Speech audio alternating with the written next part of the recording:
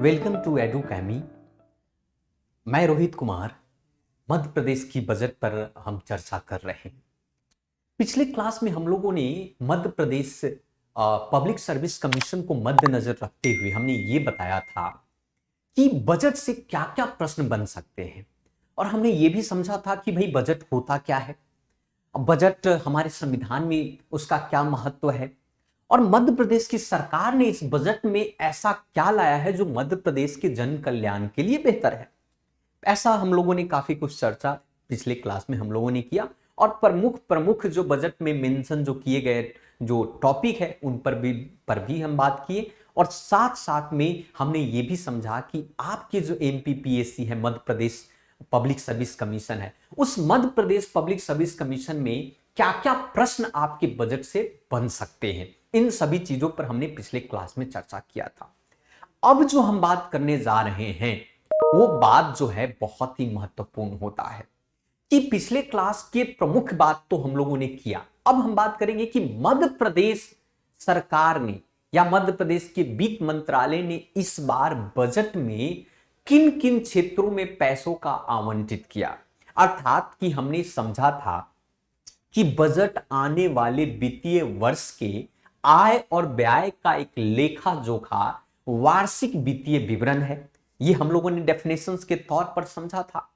लेकिन जो वार्षिक वित्तीय में आय कितनी होने वाली है, कितना खर्च होने वाला है, और सरकार जो है राजकोषीय घाटा कितना होने वाला है सरकार का, इन सभी चीज पर हम चर्चा करेंगे कि मध्य प्रदेश बजट में इस बार कितना क्या करने वाले। तो सबसे पहले हम शुरुआत करते हैं कि इस साल का जो बजट है मध्य प्रदेश सरकार का, मध्य प्रदेश की सरकार ने कुल विनियोग की राशि 2,79,237 करोड़ का कुल बजट बनाया है। अर्थात इस साल का जो कुल बजट जो है सरकार ने जो पेश किया है 2,79,237 करोड़ रुपए के तौर पर इस बजट को बनाया, और कहा है कि इनमें से कुल जो खर्चा जो होगा, शुद्ध खर्चा जो हम करने वाले हैं, उनमें से 2,47,715 करोड़ रुपया जो है वो खर्च करने वाली है। मतलब कि उनका जो बजट 2,79,237 करोड़ का है। याद रखिएगा, आपके एग्जाम में, आपके एमपीपीसीएस में एक प्रश्न बन सकता है कि साल के मध्य प्रदेश की बजट कितनी है, तो ये बजट है आपका 2,79,237 करोड़। वहीं पर कुल शुद्ध व्यय कितना है, कितना खर्च कितना है, तो 2,47,715 करोड़। अब बात करते हैं कि चलिए ये बजट में तो आप खर्चा करने वाले हैं, राजस्व घाटा का अनुमान भी इस बजट में साथ साथ कर दिया जाता है कि सरकार का इस बार का राजस्व घाटा क्या होगा। हम चर्चा करेंगे कि ये राजस्व घाटा होता क्या है। हम ये भी बात करेंगे कि राजकोषीय घाटा क्या होता है, क्योंकि बजट तो आपने ये समझा, आपके प्रश्न आपके दिमाग में ये उत्पन्न हो सकता है कि आप कह रहे हो कि बजट, तो बजट में ये राजकोषीय घाटा क्या है, राजस्व घाटा क्या है, या प्राथमिक घाटा क्या है, इसके बारे में भी बात होनी चाहिए। तो सबसे पहले मैं थोड़ा सा एक स्टैटिक आपको अनुभव शेयर करना चाहता हूं कि बजट होता क्या है। तो देखिए, सबसे पहले अगर हम बात करें बजट के सिचुएशन और कंडीशन का, तो ये आपका बजट है। मान लिया कि आप कोई बजट बनाते हैं, सरकार ने बजट बनाया 2,79,000 समथिंग करोड़ का बजट सरकार ने तो बना दिया। लेकिन ये बजट जो है दो ही चीज है, या तो आय के बारे में बात करता है, और दूसरा जो है दूसरे तरफ खर्चा की बात करता है ना। आय और खर्चा, यही तो है अनुमान, आय और खर्चा। लेकिन अब सवाल उत्पन्न होता है कि बजट के यहां पर तीन सिचुएशन बनकर तैयार होते हैं, क्योंकि बजट आपके आय और खर्चा पर निर्भर करता है। तो अगर सरकार ने जितनी आय चाहिए थी, अगर सरकार का आय अधिक है, अगर सरकार का आय खर्चा से अधिक हुआ, तो ऐसे बजट को, ऐसे स्थिति को, ऐसे सिचुएशन को हम सरप्लस बजट अर्थात अधिवेश बजट कहते हैं, अधिशेष बजट कहते हैं। अधिशेष बजट, अधिशेष बजट मतलब, या आप कह सकते हैं इसको सरप्लस बजट कहते हैं, सरप्लस बजट, है ना। कि भाई मान लिया कि आपने अनुमान लगाया कि हम इनकम जो है 150 रुपये करने वाले हैं, या आपका जो इनकम है उदाहरण के तौर पर कि आपकी आय जो है आपका 150 रुपया है, या फिर आप कह सकते हैं 150 रुपीज आपकी आय है, और आपका खर्चा जो है उससे कम है, आपका खर्चा कितना हुआ 100 रुपीज, तो आप प्लस में आ गए ना, आपके पास बचत हो गया, आपके पास अधिशेष मनी हो गए 50 रुपए का। तो ऐसे बजट को हम अधिशेष बजट या आप उसको सरप्लस बजट कह सकते हैं। लेकिन अगर सरकार ने जितना अनुमान ये लगाया कि हम इतना आय करने वाले हैं और उतना ही खर्चा, मतलब 100 रुपया आय था और 100 रुपया ही उनका खर्चा हुआ, मतलब आप शून्य, मतलब इस प्रकार के बजट को बैलेंस बजट या संतुलित बजट कहते हैं। मतलब आपने 100 रुपया आपका इनकम है और 100 रुपया आपका खर्च भी है, तो दोनों क्या हो गया, दोनों बराबर हो गए, संतुलित हो गए। इस प्रकार के बजट को संतुलित बजट कहा जाता है ना। लेकिन तीसरा सबसे महत्वपूर्ण बात यह है, अगर हम तीसरा की हम बात करें, यहां पर देखें कि अभी तक तो हमने 3 प्रकार के बजट की बात की। एक तो आपका surplus budget, surplus budget, surplus budget का मतलब अधिशेष, अधिशेष बजट, अधिशेष बजट यहां पर हुआ आपका। अधिशेष बजट में क्या देखा आपने, अधिशेष बजट में देखा कि आपका जो इनकम है ज्यादा है खर्चा से, तो जब इनकम खर्चा से ज्यादा है तो ऐसे बजट को अधिशेष बजट कहते हैं। वहीं पर बजट का दूसरा सिचुएशन आपने देखा बैलेंस्ड बजट। बैलेंस्ड बजट का मतलब ये होता है, मतलब इसको हिंदी में हम संतुलित बजट कहते हैं, संतुलित बजट, संतुलित बजट कहा जाता है। तो संतुलित बजट क्या है यहां पर कि भाई जितनी आपकी इनकम थी उतना ही आपका खर्च है, उतना ही आपका एक्सपेंडिचर भी है, मतलब जितनी आपकी आय जो है वही उतना ही आपका खर्चा हुआ। तो इस प्रकार के बजट को हम क्या बोलते हैं, संतुलित बजट या बैलेंस बजट। लेकिन वहीं पर तीसरे तरफ ये देखते हैं आपको, जिसको हम डेफिसिट बजट कहते हैं, डेफिसिट बजट। डेफिसिट बजट का मतलब ये होता है घाटे का बजट, घाटे का बजट। अब घाटे के बजट में क्या है, आपका आमदनी अठनी और खर्चा रुपया। मतलब ये हुआ कि इनकम आपका कम है और खर्चा आपका ज्यादा है, तो जब इनकम कम और खर्चा ज्यादा होगा तो क्या होगा, घाटे का बजट होगा, आप कर्ज में जाएंगे। तो ये 3 प्रकार के बजट के सिचुएशन सरकार के पास उत्पन्न होता है। तो यहीं पर हम चर्चा कर रहे हैं यहां पर कि सरकार ने 2,79,237 करोड़ की कुल उन्होंने बजट तैयार किया, और उसमें कहा कि जो कुल जो शुद्ध खर्चा जो हम करने वाले हैं वो 2,47,715 करोड़ का करने वाले, जिसमें से ये कहा कि भाई राजस्व घाटा जो है 3,736 करोड़ का अनुमान रखा जा रहा है। इसका मतलब ये हुआ कि सरकार ये सोच रही है कि हम जितना खर्च, जितनी हम आय से ज्यादा थोड़ा सा खर्च होने का अनुमान हो सकता है, तो हो सकता है कि भाई 3,736 करोड़ रुपए का घाटे भी सरकार को झेलना पड़े, जिसे हम राजस्व घाटा या रेवेन्यू डेफिसिट कहते हैं। इस पर भी हम चर्चा एक एक करके हम समझेंगे।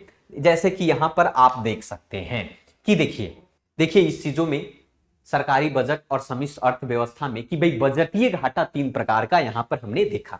एक राजस्व घाटा, राजकोषीय घाटा और प्राथमिक घाटा। 3 प्रकार के घाटे यहां पर देखने को मिल रहे हैं बजट के अंदर में। सिर्फ इसीलिए तो बात यह है कि सिर्फ बजट को समझना होगा कि भाई बजट में और क्या क्या हो सकता है। बजट हमारा अधिशेष है, बजट हमारा बैलेंस है, या बजट हमारा घाटे का। तो 3 प्रकार के घाटे देख सकते हैं बजटीय घाटे में।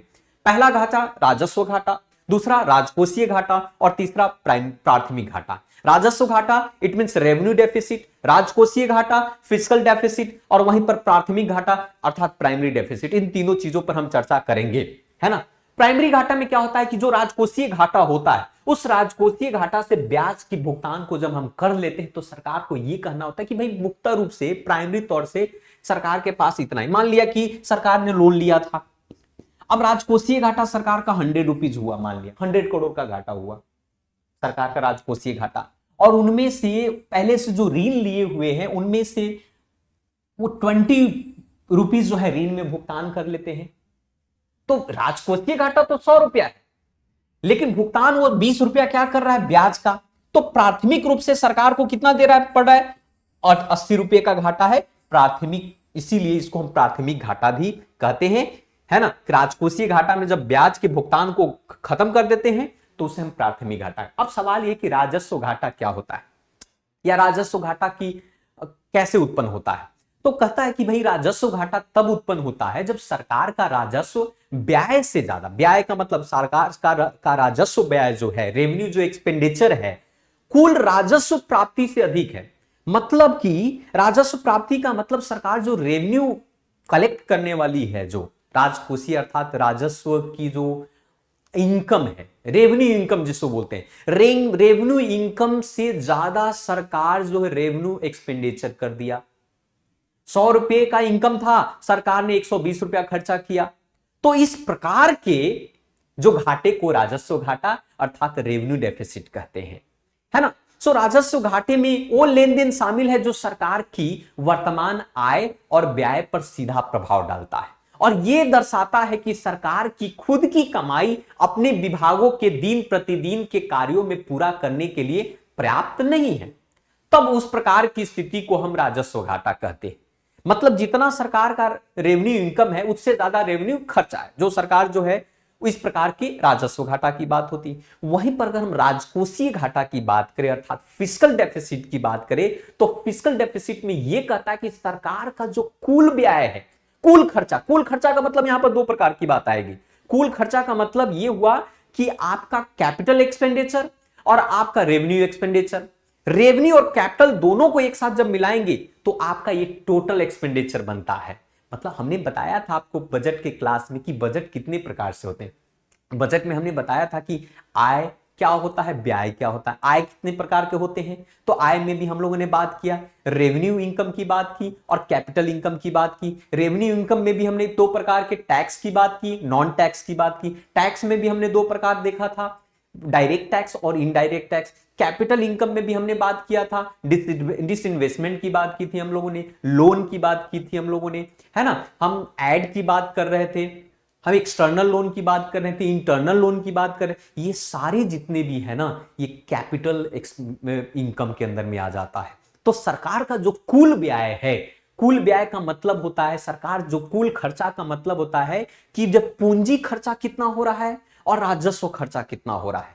और सरकार का कुल आय का मतलब क्या है कि सरकार राजस्व प्राप्ति कितना कर रहा है और सरकार ऋण के माध्यम से पैसे कितना ले रहा है। तो वही कहता है राजकोषीय घाटा का मतलब यह हुआ कि सरकार कुल व्यय और सरकार की कुल आय दोनों बात हो रहा है। अगर दोनों के बीच में अंतर आ जाए, कुल आय और कुल व्यय के बीच में जब अंतर आता है, वो अंतर ही राजकोषीय घाटा कहलाता है। सरल शब्द में ये कहें कि राजकोषीय घाटा सरकार के खर्चा के तुलना में उसकी आय में कमी को दर्शाता है। मतलब ये कह सकते हैं कि जब सरकार अपनी आय से अधिक खर्चा करती है तो उस अधिक खर्च को ही राजकोषीय घाटा कहते हैं। अब आपको यह बात समझ में आ गई होगी कि राजकोषीय घाटा किसे कहा जाता है।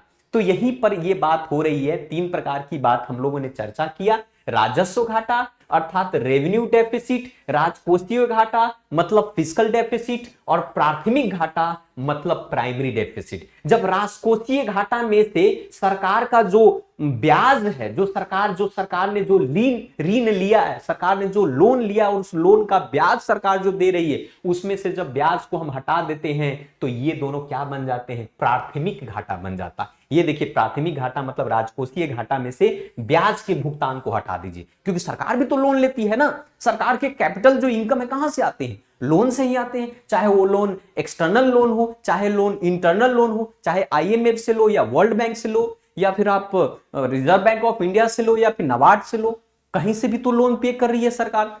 तो प्राथमिक घाटे के अंदर में वो आ जाता है कि प्राथमिक घाटे में से जब राजकोषीय घाटे में से ब्याज को जब घटा दीजिए तो क्या बन गया, प्राथमिक घाटा बन गया। तो इस प्रकार की सिचुएशन हो सकते हैं। तो अब हम चर्चा करिए, यहां पर आइए।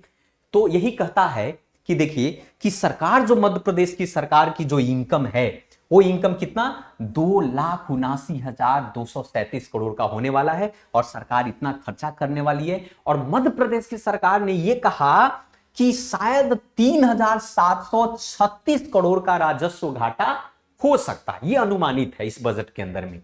ठीक है, वहीं पर अनुमानित राजस्व प्राप्ति की बात जब की सरकार ने, अनुमानित राजस्व प्राप्ति का मतलब यह हुआ कि सरकार जो है इनकम कलेक्ट कितना करने वाली, रेवेन्यू इनकम। रेवेन्यू इनकम का मतलब क्या, रेवेन्यू इनकम में भी राजस्व प्राप्ति की बात कर रही है। वो राजस्व प्राप्ति क्या हो सकता है, टैक्स के जरिए हो सकता है, वो नॉन टैक्स के जरिए हो सकता है, वो डायरेक्ट इनकम के जरिए हो सकता है, या या इनडायरेक्ट टैक्स के जरिए हो सकता है। तो राजस्व प्राप्ति का मतलब यह हुआ कि सरकार ने यह कहा कि 1,95,180 करोड़ रुपए का राजस्व प्राप्ति सरकार इस बार मध्य प्रदेश की गवर्नमेंट करने वाली है, ऐसा अनुमान लगाया है। जिसमें से राज्य के स्वयं के कर, देखिए फिर से मैंने बोला, राज्य का स्वयं का जो कर होगा, राज्य सरकार जो स्टेट गवर्नमेंट कर कलेक्ट करती है। हमने जीएसटी की बात की थी, जीएसटी में हमने 3 प्रकार जीएसटी की बात की थी। एक सेंट्रल का जीएसटी जिसको सीजीएसटी कहते हैं, एक स्टेट जीएसटी, और एक इंटीग्रेटेड जीएसटी की बात हम लोगों ने कहा था, आईजीएसटी की बात किया।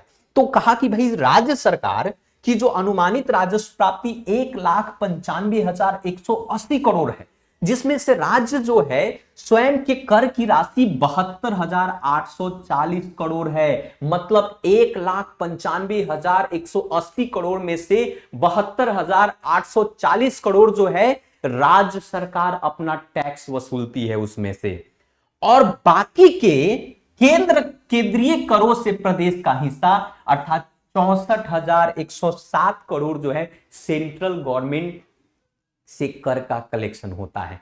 तो वो उसकी बात कर रहे हैं कि केंद्रीय कर में से कितना मिलेगा, 64,107 करोड़, और उसमें से कहा कि 13,618 करोड़ जो है करेतर राजस्व होगा, और केंद्र से प्राप्त जो सहायता मिलने वाले मध्य प्रदेश को वो 44,595 करोड़ इनमें से शामिल है। मतलब केंद्र सरकार भी तो ऐड के तौर पर देती है। आप बताइए कि फाइनेंस कमीशन क्यों बनाया जाता है। फाइनेंस कमीशन इसलिए बनाया जाता है, फाइनेंस कमीशन जो है सेंट्रल सरकार और राज्यों के बीच में करों का बंटवारा करती है, एक आइडिया देती है, रिकमेंड करती है कि भाई इस राज्य को इतना पैसा चाहिए। तो फाइनेंस कमीशन के रिकमेंडेशंस के आधार पर उन्होंने कहा कि भाई 44,595 करोड़ का सहायता केंद्र सरकार से मिल सकता है, और इन सभी को मिलाकर 1,95,180 करोड़ का राजस्व प्राप्ति मध्य प्रदेश की सरकार करने वाली है ना। इसकी बात हम करें, वहीं पर उन्होंने ये कहा कि वर्ष 2022 से 23 में, वर्ष 2021-22 में जब हम पुनः रिडक्शंस की बात करते हैं, अनुमान की तुलना करते हैं, तो राज्य ने स्वयं के कर राजस्व में 13% की वृद्धि अनुमानित की गई है। मतलब पिछले सरकार का जो राजस्व आय था उसमें से 13% इस बार हमारा वृद्धि होगा। मतलब 13 पूरा पिछले साल के टोटल का 13% जो है हम लोग ज्यादा कलेक्ट करने वाले हैं। तो ये बहुत इंपॉर्टेंट हो जाता है, इन सभी चीजों पर चर्चा करने की बात है और इसको समझने की बात है एक एक करके।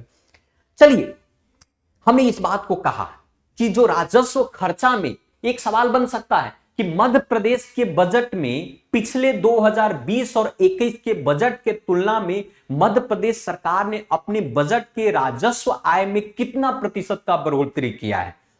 सीधा सा आंसर 13% का। 13% का वृद्धि देखने को मिला है यहां पर। वहीं पर अगर हम बात करें राजस्व खर्चा के अंदर में कि भाई राजस्व व्यय में कितना प्रतिशत का वृद्धि हुआ है, मतलब सरकार 2022-23 में 2021 और 22 के तुलना में राजस्व खर्चा 12% की वृद्धि देखने को मिला है। मतलब पिछले साल के तुलना में इस बार मध्य प्रदेश 12% अधिक खर्चा करने वाली है। पिछले साल के तुलना में इस बार मध्य प्रदेश 12% अधिक तुलना खर्चा करने वाली है। ये भी हमारे मध्य प्रदेश के बजट में देखने को मिला। ये बहुत इंपॉर्टेंट हो जाता है, इसको समझने की जरूरत है एक एक टर्म को। राजस्व घाटा क्या है, कितना नहीं है, कितना वृद्धि हो रहा है, कितना नहीं वृद्धि हो रहा है। तो राजस्व आय में कितना प्रतिशत का वृद्धि हुआ इस साल, 13% का। और राजस्व खर्चा में कितना वृद्धि हुआ, तो 12% का। 1% सरप्लस की बात समझने की, मतलब 1% जो है डिफरेंसेस रखा, क्योंकि भाई जिस देश का, जिस राज्य का अधिशेष बजट हो, वो राज्य के लिए तो सौभाग्य की बात है ना। मतलब इसका मतलब ये हुआ कि आर्थिक वृद्धि हो रहा है, राज्य की जीडीपी बढ़ रही है, सकल घरेलू उत्पाद, वो सब इस पर हम चर्चा करेंगे, ठीक है। वहीं पर अगर हम बात करें, अभी तक हमने राजस्व की बात की, अर्थात रेवेन्यू की बात की, अभी तक रेवेन्यू की बात करी, राजस्व की बात की। राजस्व हमने आय की भी बात कर ली और राजस्व हम लोग खर्चा की बात करते हैं। वहीं पर 2022 और 23 में, ये 2022 और 23 की बात करते हैं, तो अगर अनुमान लगाया जाए तो पूंजीगत व्यय और पूंजीगत आय दो चीजें होती है। तो पूंजीगत व्यय में सरकार 20.7% की वृद्धि देखने को मिल रही। पिछले साल के तुलना में सरकार ने 2022-23 की अगर हम बात करें तो 20.7% की वृद्धि आपको पूंजीगत व्यय में, पूंजीगत कैपिटल एक्सपेंडिचर क्या होता है, कैपिटल एक्सपेंडिचर में आपका सरकार जो है ना अपने राज्य के अंदर में इंफ्रास्ट्रक्चर को इंक्रीज करते हैं। इंफ्रास्ट्रक्चर बढ़ाने का मतलब क्या होता है, इंफ्रास्ट्रक्चर बढ़ाने का मतलब रोड बनाना, स्कूल बनाना, हॉस्पिटल बनाना। अभी जैसा पिछले क्लास में हमने चर्चा किया कि सरकार जो है हर जिला में, मतलब हर जिला का मतलब नहीं, जो मध्य प्रदेश के जितने भी प्रमुख शहर हैं उन सभी शहर को एयरवेज से जोड़ने जा रही है। तो इसके लिए क्या बनाएगा भाई, एरोड्राम बनाएगा सरकार। क्या बनाएगी उसके लिए, सरकार जो है हवाई अड्डा बनाएगी। तो हवाई अड्डा क्या है, एक कैपिटल एक्सपेंडिचर है, एक पूंजीगत व्यय है। ये वो मध्य प्रदेश का इंफ्रास्ट्रक्चर है, आधारभूत संरचना है, और उस संरचना पर सरकार इस बार खर्चा करने जा रही है। उसमें वृद्धि देखने को मिला 20.7%। सरकार रोड बना दिया, रोड बन गया, सरकार ने रोड बनाया, हॉस्पिटल, रोडवेज, या फिर आप कह सकते हैं कि भाई एरोड्राम, कुछ भी, सब भी जो भी खर्चा कर रही है वो क्या है, पूंजीगत व्यय सरकार का है ना। तो ये इसकी बात करते हैं। वहीं पर 2022-23 में पूंजीगत परिव्यय राज्य के सकल घरेलू उत्पाद का 4.2% अनुमानित किया जा रहा है। तो इस प्रकार से यहां पर देखने को मिला। वहीं पर लास्ट पॉइंट आप ये समझिए कि 2022-23 में राजस्व घाटा राज्य के सकल घरेलू उत्पाद का 0.32%, -0.32% है। सकल घरेलू उत्पाद क्या होता है, जीडीपी के बारे में, तो जीडीपी का मतलब क्या होता है, हम सभी लोग जानते हैं। जीडीपी का मतलब सिंपल सी कि जीडीपी का मतलब वो होता है, ये देखिए, ये मध्य प्रदेश हमारा मान लिया, ठीक है, ये हमारा एमपी है, मध्य प्रदेश। अब मध्य प्रदेश में बहुत सारे प्रोडक्शंस, बहुत सारी कंपनियां हैं, बहुत सारे सेक्टर, 3 प्रकार के प्रमुखता सेक्टर है, primary sector, secondary sector, tertiary sector. तो मध्य प्रदेश के अंदर, इस एरिया के अंदर जो भी प्रोडक्शन हो रहा है, उस प्रोडक्शन का, जो भी प्रोडक्ट बनाए जा रहे हैं, वो प्रोडक्शन का जो एक मूल्य होगा, है ना, उस मूल्य को ही, जो हमारे राज्य के अंदर में जो भी चीज प्रोडक्शन हो रहे हैं, गुड्स और सर्विसेज, उस गुड्स सर्विसेज का एक मूल्य है, वो मूल्य जो है जीडीपी कहलाता है, ग्रॉस डोमेस्टिक प्रोडक्ट है। डोमेस्टिक प्रोडक्ट का मतलब कि जो भी प्रोडक्ट बन रहा है, जो भी उत्पाद हो रहा है, वो मध्य प्रदेश के अंदर का उत्पाद है ना, सकल। तो सरकार ने कहा कि सकल घरेलू उत्पाद जो है, उस सकल घरेलू उत्पाद के -0.32% का राजस्व घाटा। राजस्व घाटा के बारे में हमने आपको समझा दिया कि राजस्व घाटा क्या होता है। चलिए, इस चीज की हम लोगों ने चर्चा कर ली। अब चलिए हम बात करते हैं दूसरे सेक्शन पर, इसको बात में भी समझिए कि अभी तक तो हमने बजट के रूपरेखा को समझ लिया कि सरकार कितना आय करने वाली है, कितना खर्चा करने वाले, कितना प्राथमिक घाटा होने वाला है, कितना राजकोषीय घाटा होने वाला है। इन सभी चीजों पर हमने बात किया। अब बात करते हैं कि एमपी बजट के अंदर, मध्य प्रदेश के बजट के अंदर में क्या क्या चीज आया है। जैसा कि पिछले क्लास में भी हम लोगों ने बात किया था, तो सबसे प्रथम अगर हम बात कीजिए यहां पर कि आरक्षित निधि और जमा लेखाओं को अंतरण राज्य आपदा मोचन निधि, जिसको एसडीआरएफ कहते हैं। एसडीआरएफ यहां पर यह हुआ कि जो डिजास्टर मैनेजमेंट होता है, जिसको आप कहते हैं राज्य आपदा मोचन, तो राज्य आपदा मोचन में सरकार 2038 करोड़ रुपया जो है सरकार खर्चा कर डालने जा रही है। मतलब ये हुआ कि मान लिया खुदा ना खास हमारे राज्य के अंदर में इस प्रकार की आपदा, डिजास्टर आता है, जैसे हेलस्ट्रोम का होना, बारिश टू मच होना, बाढ़ जैसी स्थिति उत्पन्न होना, भूस्खलन की स्थिति उत्पन्न होना। ऐसी स्थिति में जन जो है आपातकालीन स्थिति में कभी भी आ सकता है, प्रकृति के बारे में हम कुछ कह नहीं सकते, भूकंप की स्थिति उत्पन्न हो जाती है। तो ऐसी स्थिति में सरकार के पास तो कोष में पैसे तो होने चाहिए, तो इसके लिए स्पेशल तरीके का फंड बनाया गया, जिसको हम डिजास्टर मैनेजमेंट फंड भी आप कहते हैं आपका। तो वो फंड जो है, जो राज्य आपदा मोचन जो फंड है, उस फंड में सरकार ने 2038 करोड़ रुपए उनमें डाला। अब देखिए डिजास्टर मैनेजमेंट जो फंड है, अब जैसे क्या होता है कि पैसे तो हमेशा कंसोलिडेट फंड ऑफ इंडिया, चाहे राज्य के कंसोलिडेट फंड ऑफ इंडिया हो या राज्य कंसोलिडेट फंड हो या फिर देश कंसोलिडेट फंड ऑफ इंडिया से पैसे निकाले जाते हैं।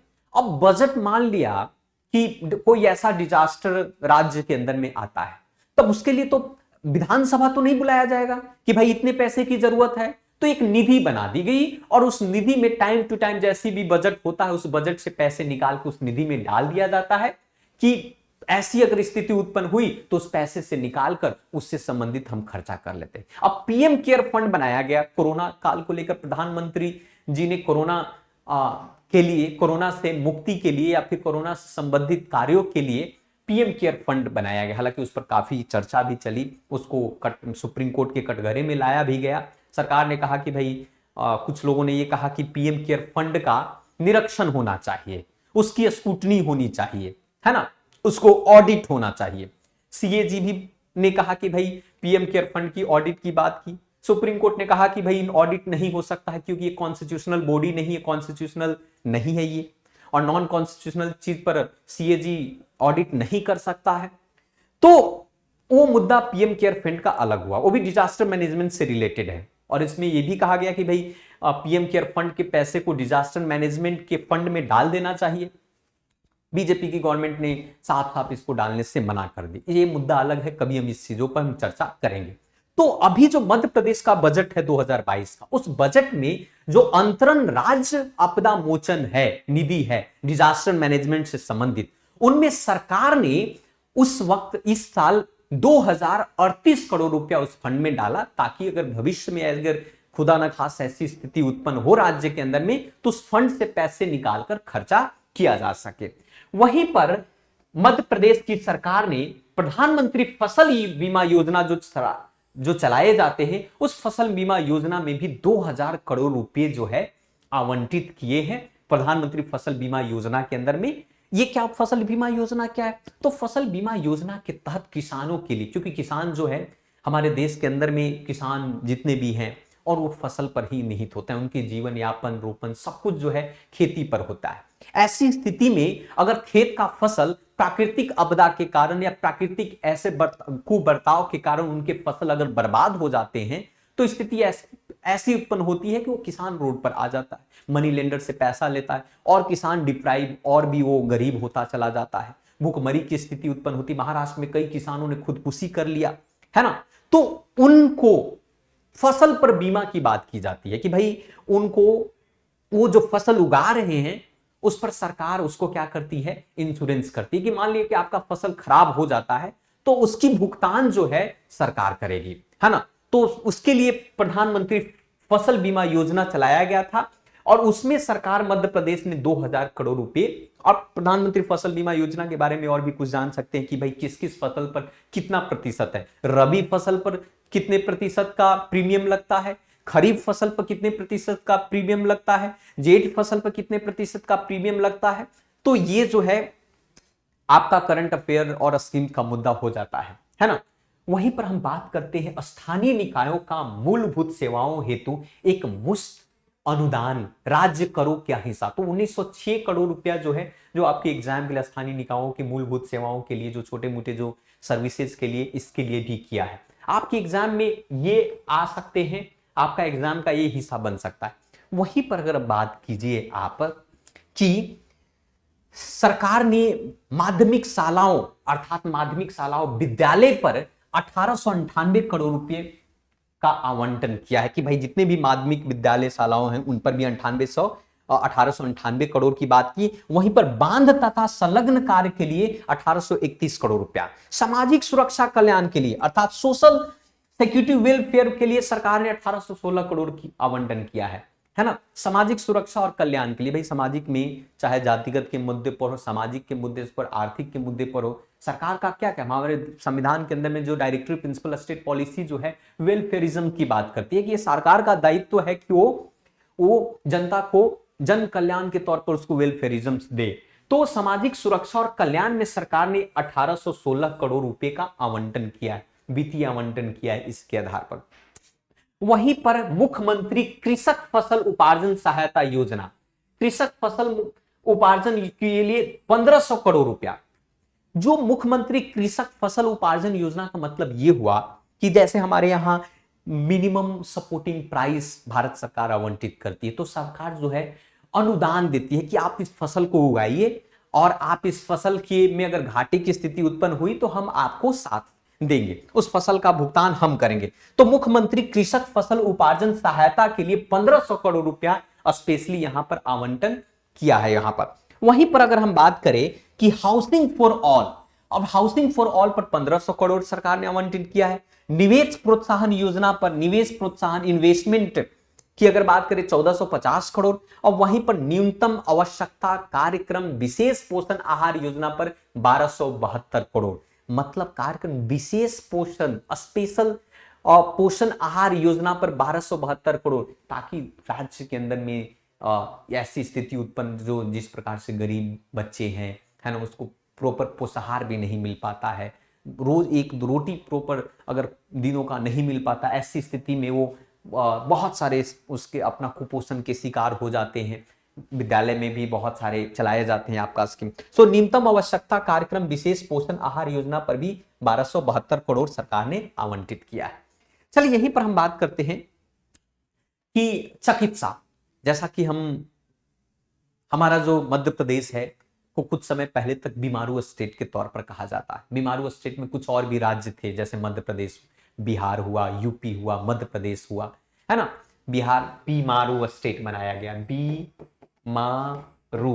तो बीमारू में क्या क्या, बिहार, मध्य प्रदेश, राजस्थान और यूपी, इन राज्यों को बीमारू स्टेट का दर्जा दिया गया। पर अब ऐसा नहीं है। मध्य प्रदेश के अंदर में स्वच्छता के मामले में इंदौर भारत के पहले नंबर 1 पर है ना। वो अब धारणाएं जो है बदल रही है। तो सरकार ने चिकित्सा महाविद्यालय और समन्वित चिकित्सालय का भी आयोजन किया है इस बजट के माध्यम से। मतलब चिकित्सक महाविद्यालय खोलने की बात कही है, वहीं पर उसके चिकित्सालय मतलब बहुत सारे हॉस्पिटल, 1237 करोड़ रुपया इन आपका हेल्थ के शेयर में उन्होंने आवंटन किया है। वहीं पर आंगनबाड़ी सेवा, जो सक्षम आंगनबाड़ी और पोषण 2 जो चलाया जा रहा है, उसमें 1192 करोड़ का आवंटन किया है। 1192 करोड़। जितने भी बाल हमारे देश के अंदर में, राज्यों के अंदर में जो है आंगनबाड़ी केंद्र, जिसको आप कहते हैं चाइल्ड डेवलपमेंट, है ना, मतलब बाल विकास परियोजना। बाल विकास परियोजना के माध्यम से छोटे छोटे जितने भी प्राइमरी स्कूल से नीचे के बच्चे हैं, उस आंगनबाड़ी के अंदर में बैठकर उसमें पढ़ते हैं, उनके साथ उनको खिलाया भी जाता है, उनके न्यूट्रिशन भी प्रोवाइड करवाए जाते हैं ताकि उनकी अपब्रिंगिंग बेहतर हो। तो आंगनबाड़ी में, वहीं पर आंगनबाड़ी सेवाओं में, सक्षम आंगनबाड़ी में आपको जो 2 चला है उसमें सरकार ने 1192 करोड़ रुपया लाया। वहीं पर जिला और सिविल अस्पतालों में, सदर अस्पतालों में और स्त्रियों में 1180 करोड़ रुपया आवंटन किया है ना। साथ साथ में ये देखिए, ये आपका इसका प्रश्न बन सकता है एमपी का, कि इंदिरा गांधी राष्ट्रीय वृद्धावस्था पेंशन में 1114 करोड़ वृद्ध लोगों के लिए। भाई कुछ ऐसे गरीबी रेखा से नीचे के लोग हैं जो 60 वर्ष की उम्र के बाद जो है उनकी देख रेख प्रॉपर नहीं हो पाती है। हो सकता है कि उनके बाल बच्चे प्रॉपर तरीके से उनकी देख रेख नहीं कर पाते हैं। इस स्थिति में सरकार जो है वृद्धा अवस्था जो पेंशन की योजना चलाती है ना, तो उसमें जो इंदिरा गांधी राष्ट्रीय जो वृद्धावस्था पेंशन योजना है उसमें 1144 करोड़ रुपया आवंटन सरकार ने किया है। वहीं पर नहर तथा संबंधित निर्माण के लिए 1074 करोड़ तथा 15वें वित्तीय आयोग, यही बात कर रहा था फाइनेंस डिपार्टमेंट, फाइनेंस कमीशन की बात कर रहा, उस फाइनेंस कमीशन की अनुशंसा के अनुसार स्थानीय निकाय को 234 करोड़ को अनुदान देने की बात मध्य प्रदेश बजट 2022-23 में किया गया है। ये मुख्य प्रावधान है। दूसरी बात, सरकारी बैंकों को भी, सहकारी बैंक जितने भी कोऑपरेटिव बैंक हैं उन कोऑपरेटिव बैंक को अंश पूंजी 1000 रुपया दिया है। तो ये प्रश्न जो है इससे काफी कुछ बन सकते हैं। चलिए यहीं पर हम बात करते हैं मध्य प्रदेश बजट के अंदर में कुछ सोशल डेवलपमेंट से रिलेटेड, जैसे अनुसूचित जनजाति है। पिछले क्लास में भी हमने डिस्कस किया था कि अनुसूचित जनजाति के लिए उन्होंने कौशल विकास केंद्र खोलने की बात की है। उन 2 राज्यों में कौशल विकास, छिंदवाड़ा और मंडला जिला में आपको उनके अनुसूचित जनजाति के कौशल विकास के लिए जो उन्होंने वो खोला, आपका विकास केंद्र खोला। तो इसके लिए सरकार ने 26,941 करोड़ अनुसूचित जनजाति के विकास के लिए खर्च कर रही है। वहीं पर अनुसूचित जाति के लिए जो सब स्कीम है 19,020 करोड़ का भी है ना। वहीं पर देखिए आपका सरकारी प्राथमिक शालाओं के लिए 10,345 करोड़, प्रधानमंत्री आवास योजना के लिए 10,000 करोड़, जल जीवन मिशन नेशन के लिए आपका 6300 करोड़ रुपया का आवंटन किया है ना, ताकि पे जो जल जीवन के माध्यम से एक safe drinking safe water drinking आपका बेहतर हो सके। वहीं पर माध्यमिक शाला, ये भी हमने देख लिया, ये सब हम लोगों ने समझ लिया।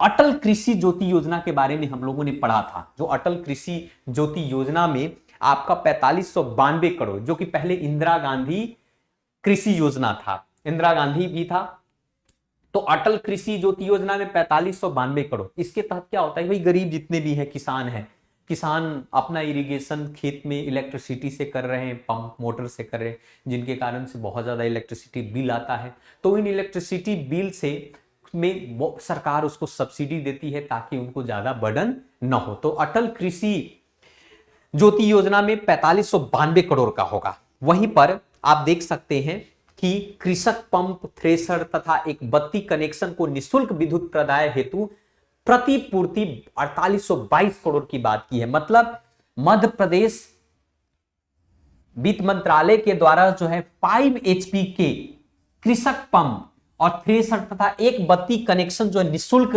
प्रदत्त किए जाएंगे, फ्री ऑफ कॉस्ट दिए जाएंगे। उसके लिए सरकार बजट कितना लाई है, 4822 करोड़ का बजट है आपका। वहीं पर कला, विज्ञान और वाणिज्य महाविद्यालय को बढ़ाने के लिए सरकार ने 2109 करोड़ का भी यहां बजट आवंटित किया है।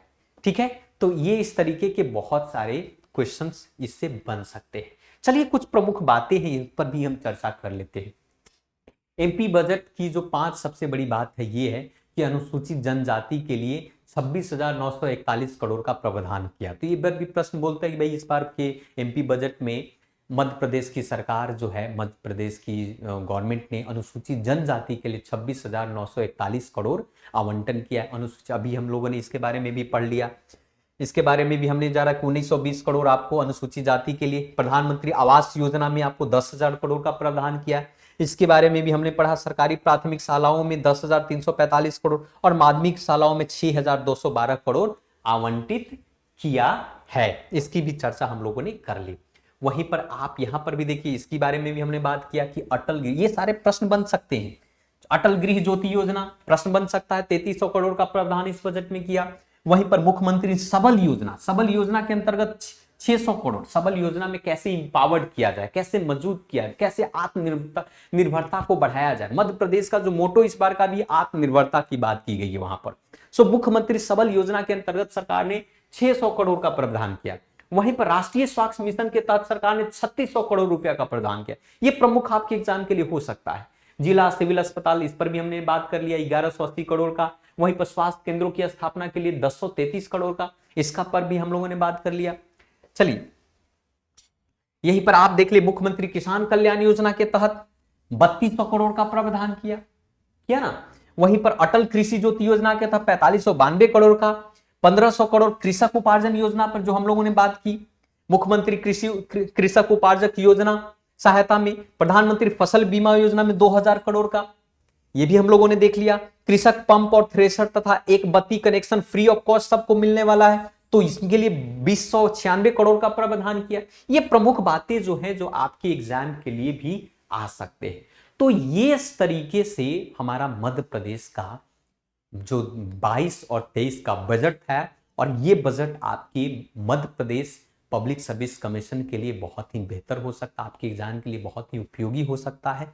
इसको बार बार देखिए, समझे, और इससे बहुत सारे प्रश्न बन सकते हैं। और एक नागरिक होने के नाते आपको ये पता होना चाहिए कि सरकार हमारे लिए क्या कर रही है और सरकार नहीं क्या कर रही, क्या करना चाहिए, ये भी हमारा दायित्व बनता है। तो ये मध्य प्रदेश के बजट की सबसे प्रमुख बातें थी जो आपके एग्जाम के लिए महत्वपूर्ण हो सकता है। तो आज के लिए हम इस वीडियो में इतना ही रखते हैं। आप इन दोनों बजट की वीडियो को आप बार बार देखिए, उसको समझें, उससे कई प्रश्न बन सकते हैं, चाहे वो प्रारंभिक एग्जाम के लिए हो, चाहे मुख्य परीक्षा के एग्जाम के लिए, दोनों में आपको प्रश्न बहुत सारे बजट से संबंधित पूछे जाएंगे। तो आज के लिए इतना ही, बाकी इस प्लेटफॉर्म पर आप जुड़े रहिए। Thank you very much. Next class में नई वीडियो के साथ हम फिर से हाजिर होते हैं। Thank you very much. बाकी इस प्लेटफॉर्म पर जुड़े रहिए।